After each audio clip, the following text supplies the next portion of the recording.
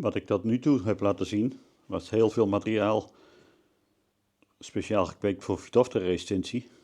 Er zit best veel materiaal bij voor consumptie of voor export en minder voor verwerking. Nou, hier heb ik een serie op tafel liggen. Die heb ik speciaal, doe ik die voor verwerking, voor friet. Heel veel voor friet. En daar heb ik allemaal ouders gebruikt die ook Pallida-resistentie hebben tegen aardappelmoerheid. De ouders en ook de grootouders, die hebben allemaal Pallida-resistentie, dus het zit er behoorlijk dik in. Dus ik hoop dat hier redelijk wat spul in zit, wat het ook verft heeft. Verwerking is onderhand wel heel belangrijk. Mensen denken dat het tijd kost om aardappels te koken. Dus die gaan steeds meer voorverpakt en voorbewerkt materiaal kopen. Dus we moeten maar een beetje mee in de trend. Misschien is het ook wel het verdienmodel. Want dan een bewerkt product is meer te verdienen als in aardappels die je zo verkoopt. Mensen klagen dan wel eens dat het voedsel allemaal duurder wordt. Maar volgens mij als je gewoon een ruw materiaal koopt aan aardappels, groenten en fruit, dan hoeft het eten helemaal niet duur te wezen. En het is zeker zo gezond. Maar een half uur in de keuken, dat schijnt al te veel te wezen.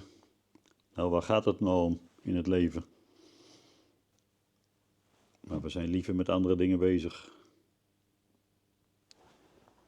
Voor de friet wil men graag een langere aardappel hebben. Want lange staafjes friet, dat staat mooi in het bakje. En met lange staafjes is een bakje ook eerder vol, dus dan lijkt het meer als met kortere frietjes. En voor chips willen ze graag ronde aardappels hebben. Het ligt een beetje aan het snijproces.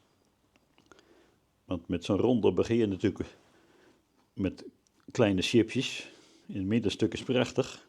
En dan wordt het al gauw weer kleiner. Dus eigenlijk moest je van zo'n aardappel moest je chips snijden. Dan kon je veel meer mooie egale chips van snijden. Maar dat past niet in het proces. Dus ik denk dat er nog iemand wat moet bedenken om die chips op een andere manier te snijden.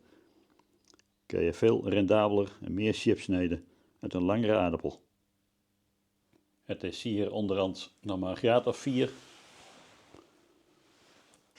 Als de aardappelen erg koud zijn, dan gaan ze zetmeel omzetten in suiker. Dan verzoeten ze.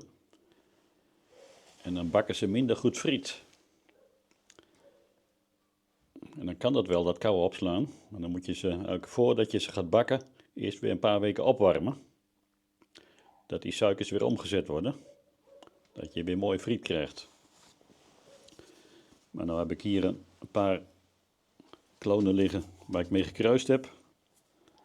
Voor de friet en de Pallida, wat ik net uitgelegd heb.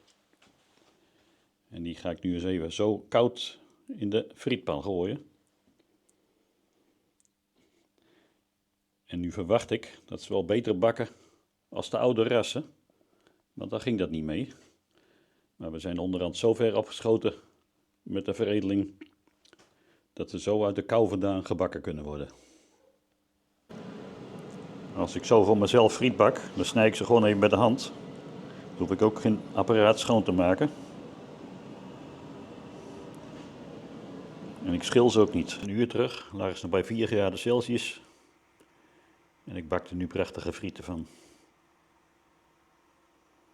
Even afbakken.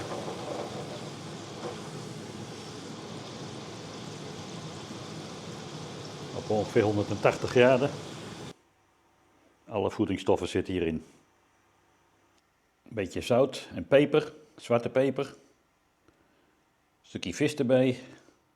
En wat saus en wat pesto. Heerlijk. Bedankt voor het kijken.